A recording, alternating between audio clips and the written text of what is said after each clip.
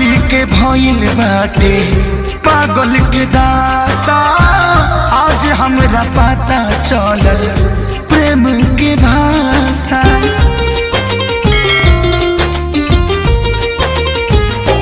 हाँ पगली के भइल बाटे पागल के दासा।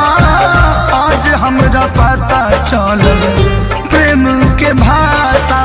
रोते रोते मिले हमसे आयल बड़ी, रोते रोते मिले हमसे आयल बड़ी। हमर जान आज हरदी से लटाइल बड़ी। हमर जान आज हरदी से लटाइल बड़ी।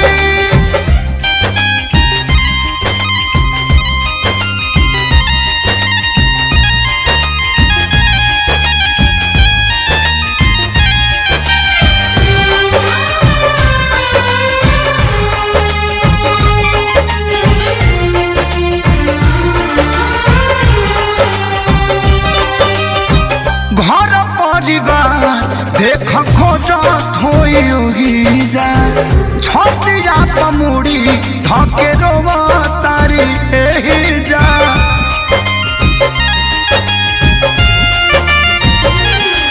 हथवा के मेहंदी मिटावेली इ तो हमरे के समझावेली।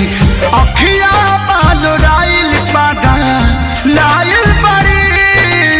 अखिया बाल राइल पागा लाइल बड़ी। हमर जान आज हरद से लटाइल बड़ी। हमर जान आज हरद से लटाइल बड़ी।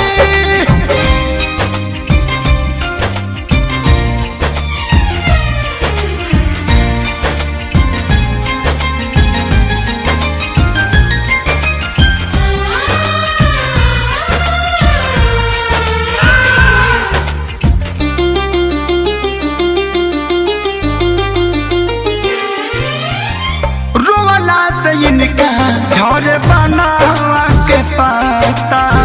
प्यार के मतलब रब जिया जुए बुझाता।